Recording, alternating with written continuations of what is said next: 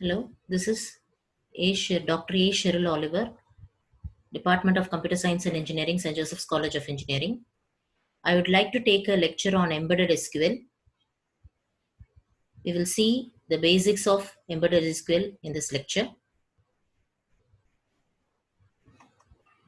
So, embedded SQL is a method of combining the computing power of a programming language and the database manipulation capabilities of SQL. Embedded SQL statements or SQL statements return in line with the program source code of the host language. So by the definition here, you can make out that embedded SQL is combining the power of programming language and the database manipulation capabilities. That means it when you want to, you know that SQL, which is the relational database management system, and programming language, either it can be C++, Java, which is structure oriented or object oriented programming languages. So this particular SQL statements will be embedded in the host programming languages so that it can increase the computing power of the program. And if you want to have many statements in SQL, you have to type one by one all these statements, and if the programming is there, you can incorporate all these statements in a program, and then you can run as a single program. So it can be less time consuming also. So that is why that is why we want to use SQL statements inside the host programming language. So you cannot use as of like how to use, we will see. So what is a host programming language? Any conventional language can be a host language, that is a language in which SQL calls are embedded. The use of host or SQL combination allows us to do anything computable, yet still get a very high level SQL interface to the database. So host language can be either C or C++ or Java. So you can embed SQL statements inside the host language. So that can be done. And then you can have a very high level SQL interface. So you can connect SQL to the host language based on three different methods. One is embedded SQL, second one is CLI, and third one is JDBC. Embedded SQL is a standard for combining SQL with 7 languages. CLI is a call level interface, is a different approach to connecting CE to an SQL database. And a well-known JDBC, Java database connectivity, which is used to connect Java with an SQL database. But when you compare embedded SQL and CLI, embedded SQL is the most appropriate one to use for different languages compared to CLI. We will see embedded SQL in detail as that is the scope of this lecture. So the key idea of embedded SQL is to use a preprocessor to turn SQL statements into procedure calls that fit with the host language code surrounding it. So all embedded SQL statements begin with execute SQL, so the preprocessor can find them easily. So what is a preprocessor? You know that SQL statements will be written and it will be compiled line by line. When you click on enter, you will get the output in SQL. But your C programming language or any programming language, you have a compiler, you have set of syntax and semantics, and when you compile the program, it may throw you an error based on your syntax and semantics, and then you will execute the program.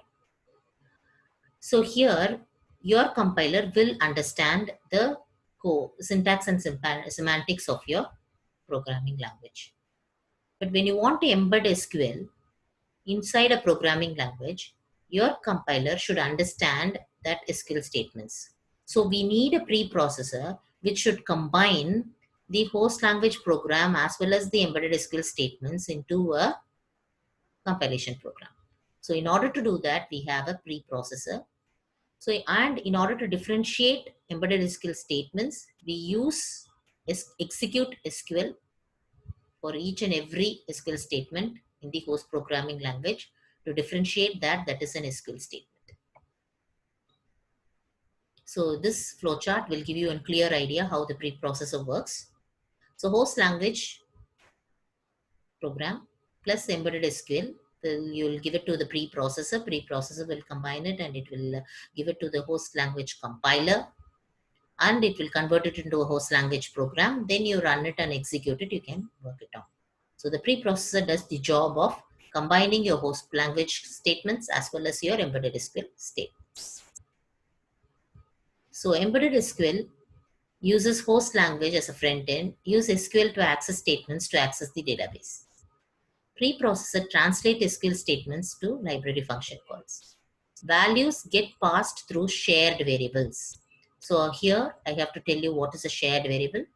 You know variable declarations. So in a programming language, every time when you are using a variable, you will declare it first in the beginning, like integer a, character s, you'll declare it, and you'll use that variable inside the program for computing manipulations. So here, when we use a variable in C language, that variable will be used by the programming statements of C language. But if you think about SQL, SQL has a table. Table has its attributes, field names, that is. For example, if you take a table name student, you have roll number, student name, address, mobile number. These are all the attributes of the table student.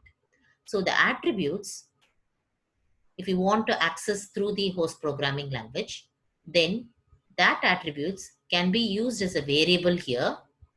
That variable is called as a shared variable. Hope you can understand.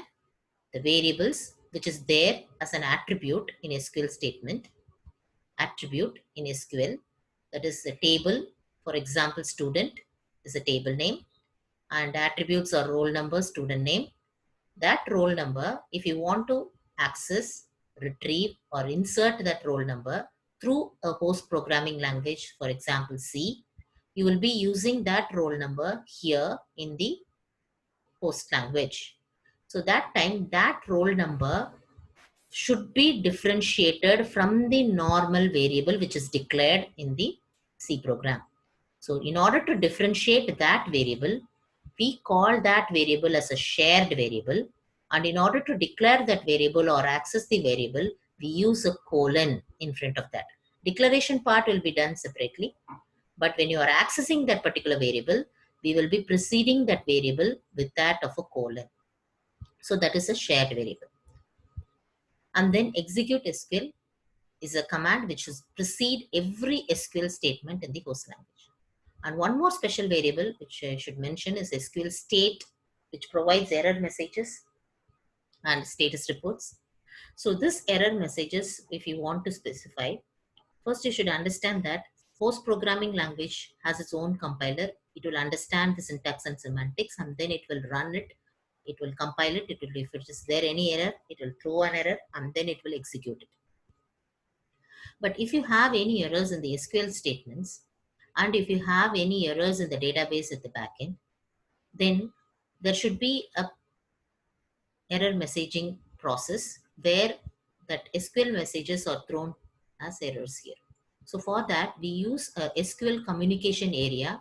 So you have to include at the beginning SQL CA.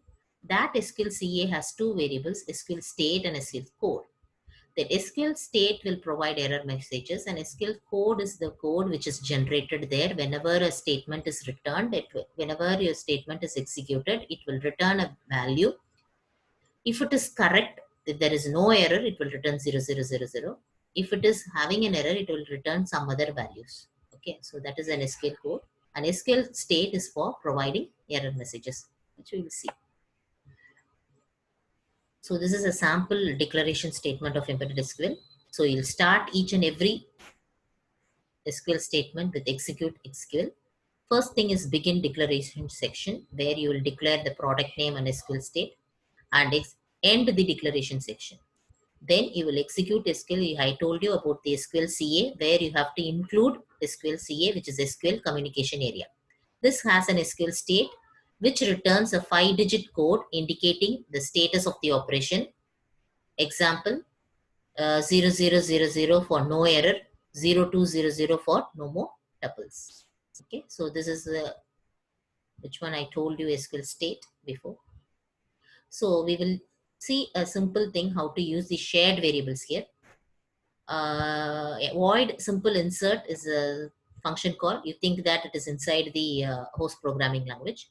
Then execute SQL begin declare section. You are declaring product name, company, SQL state, you are declaring it. Then you are ending the declaration section. Now I am doing this inserting operation here through your host programming language.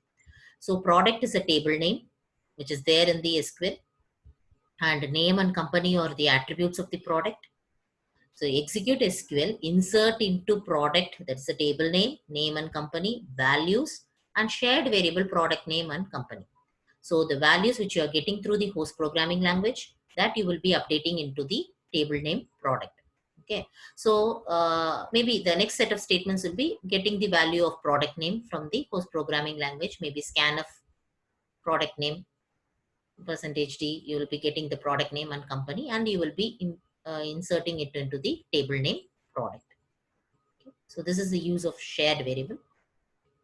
And embedded SQL, you know that it will be retrieved when SQL will be retrieved in a form of queries. When you ask questions, SQL will just give you an answer. So you will be using some queries and then you will be retrieving it from the database. So main things is all data manipulation language commands, that is DML commands like insert, select, delete, and update. All these 4 commands only can be used in embedded SQL statements. Please be noted. Your DDL commands like create, alter, drop, and all these things we cannot use in embedded SQL. Only DML, manipulating capabilities, only DML. DML is insert, select, update, and delete. All these queries only, all these statements only you can use in embedded SQL. So when you use a select statement, the problem here arises is an impedance mismatch problem, which is nothing but whenever you retrieve something in your SQL statement, it will retrieve as multiple rows. So there is a problem there, which we'll see little later. First, we will see the cases like single row statements retrieval and multiple rows retrieval. So 2 cases are there. Query can return a single row. A query can return multiple rows. First, we will see single row and then we will go into the impedance mismatch problem, which I will tell you later. Okay. So query returning single row. So single row select statements. So void get price, which is a function call, which is inside the program. In order to say that, we will go inside the declaration section, execute SQL begin declare section, character, product, company, integer, all that you have declared there. You are ending the declaration section here, and you are reading the value from the table. Execute SQL, select price quantity on hand into price quantity from product, where product name is equal to product name. So the price and quantity on hand is the attributes which is there in the table product, and you are inserting in that values, retrieving it from the select command, and you are putting it into price and quantity, which is nothing but a shared variable here from the table name, and your product name. If I am giving, for example, I'm giving a shared variable here as so mixer. So that mixer is a product name which will be given to the product table, and from that its price and quantity will be retrieved and it will be stored in this shared variable price and quantity. So in the next few statements, you can write print price and print quantity. It will be printed here in the host programming language. So before going into the impedance mismatch problem, I'll just show you one simple example program.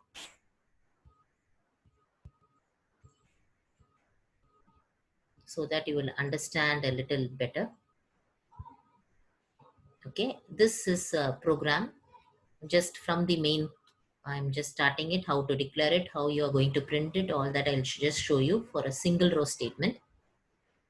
Integer main you have declared, then execute SQL include SQL CA, which is SQL communication area. Execute SQL begin declare section. Integer order ID you have declared there, customer ID, salesperson, and status. If you want, you can include that SQL state here also. If you're not including also, it's not a problem here. Execute SQL end declare section.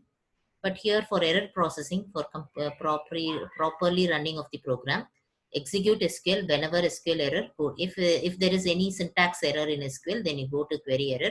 If you have any error like the number is not found or any other records are not found, then go to bad number. This is just a error processing technique here.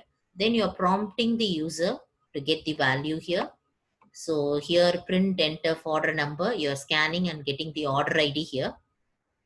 After that, what you are going to do is this is your execute SQL query, where execute SQL select customer ID, salesperson status from orders. Orders is a table where order ID is equal to the order ID. This order ID is a shared variable, which value you are getting it here from the user. So when you run this program, you will get the first thing you will get it as enter order number. You will get the you'll type the order number as, for example, 101.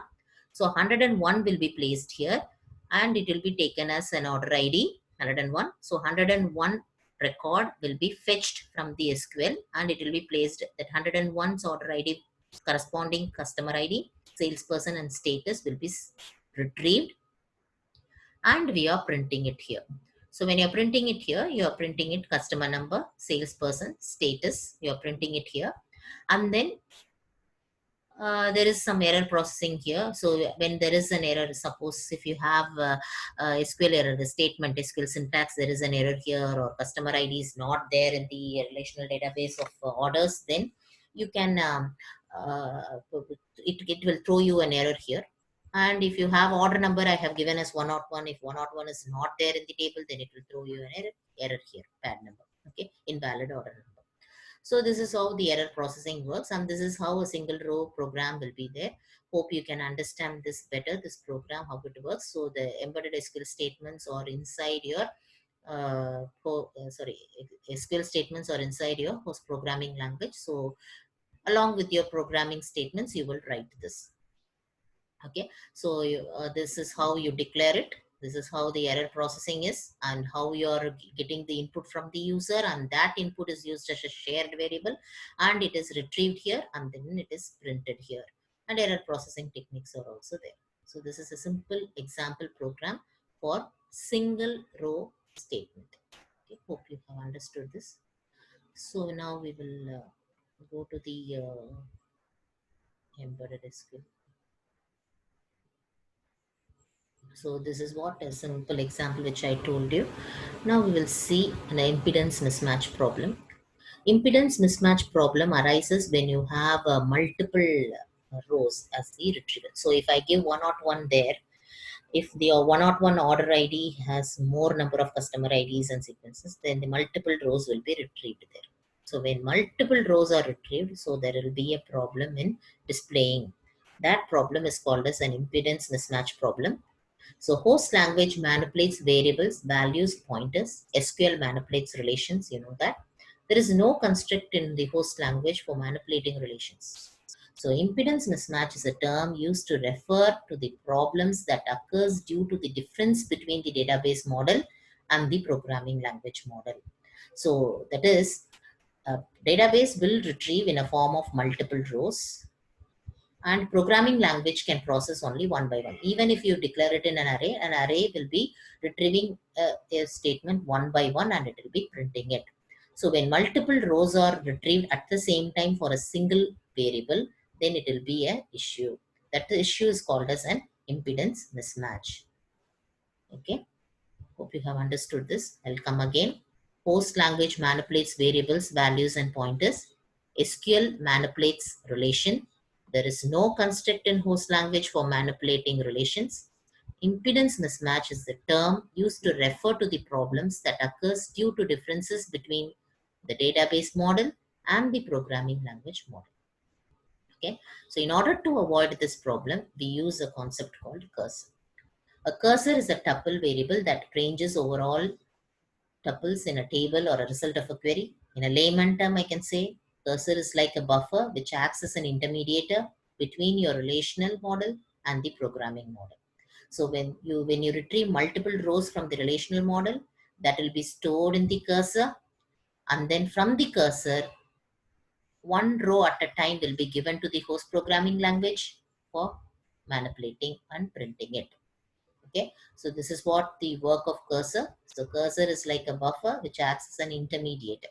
So if you are using a cursor as an intermediator between the programming language and the relational model, then there should be some syntax and semantics to be used to declare the cursor and how to use the cursor. So we'll see some declaration part here. So there are 4 things you have to use in a cursor. One is declaring the cursor. Second one is open the cursor. then fetch the cursor and close the cursor. 4 things you will be using. So declare cursor by giving a cursor name, you will declare it. Then open the cursor means you open the cursor that all the data is there now in the cursor. And then you fetch from the cursor one by one. After doing all the manipulations, then you close the cursor.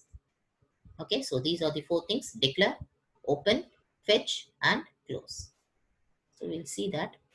So cursors, if you declare execute SQL, declare, you will give a cursor name, cursor for select from some condition you will give. Then execute SQL, open that cursor. This, if you want, you can give inside the loop so that you can check whether you are breaking that fetching properly. So you can give inside the loop while true. Execute SQL, fetch from cursor name into the variables. You fetch everything into the variables. So one by one you will fetch. When there is no more tuples, suppose for example you have 5 rows in that particular particular select operation. One by one it will be fetching. After the 5th row, there is no more rows. So no more tuples. You break out, you come out of the particular loop, and then you execute, close the cursor. Okay.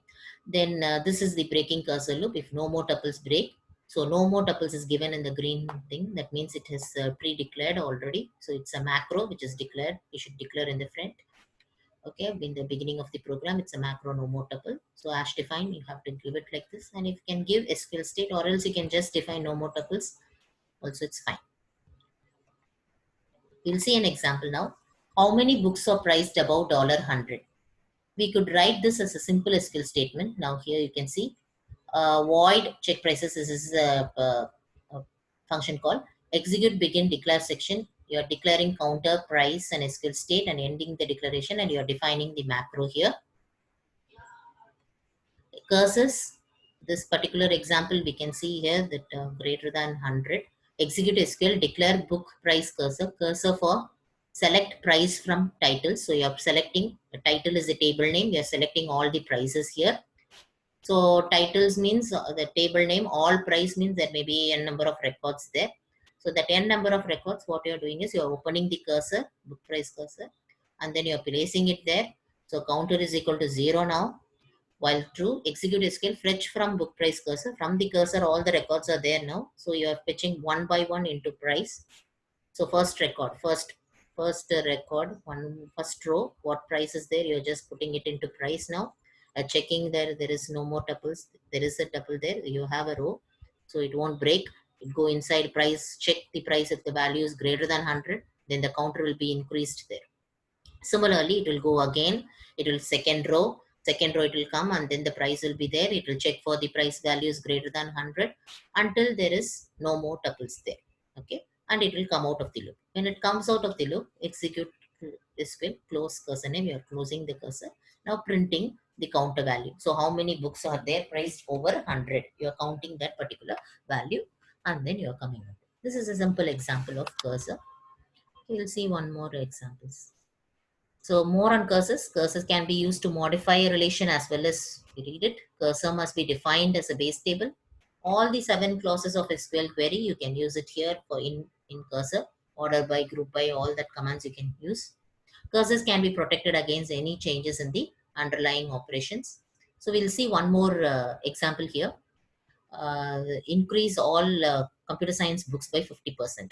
This is what is given. So we will just declare this section there, what all the field names we need for that particular thing. Based on the declaration will be based on the number of attributes in the SQL also. Characters, title ID, title, float price, all that you will give, and then you are giving character SQL state in the declaration section, and you will define the macro for no more tuples. And then this is the one program, a simple example. Execute SQL, declare titles cursor from title. Here you can, after that, here you can write it as select asterisk from titles. So all the titles, whatever is there is retrieved.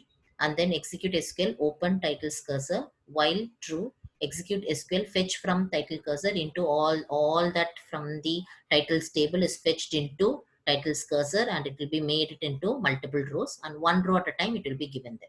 Okay, that is what. So all that is placed there in the cursor, titles cursor. And if no more tuples break, if the string compare type CS, so type is there here. You can see that type is here. So the type If it is CS, then you will update it by 0.5. That is what your example shows. You have to increase the price by 50%. So update titles, set price, 0.5 into price where current of titles go. So if you do that, whenever you see the CS book, it will automatically increase the price. Okay. Similarly, you can write set of statements. If you want to increase mechanical books by 10%, then you can multiply. Then another books, biographies of Abdul Kalam by 100 rupees, then you can change it. So all that, like, you can put it in a single program and you can run the program at a time, so that automatically it will be updated in the table. Okay, so that is the main thing here.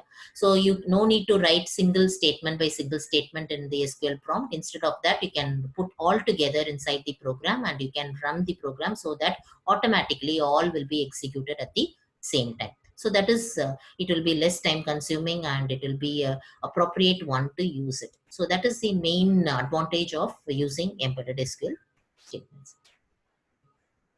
Again, one more thing is protecting against concurrent updates. As you know that anyone can retrieve tables. Okay, so I'm creating one table, I'm retrieving it, and one more person, so one more person will be retrieving it. So whenever you are retrieving and updating, there will be an inconsistency of the database. So concurrent execution should be monitored. So whenever you do some SQL cursor statements, if you are specifying as insensitive, that means you can open, you can the changes whatever you are doing can be made only once by opening and closing. That is what insensitive cursor is. So concurrent updates can be monitored here. So SQL system will guarantee the changes made to table between one opening and one closing of the cursor will not affect the set of tuples fetched by the another query. So you open and close means whatever is done properly and consistently it's saved in the database. So there won't be an inconsistent state of a database. So for that, we may use a keyword called insensitive cursor. Okay. So this is all about cursors.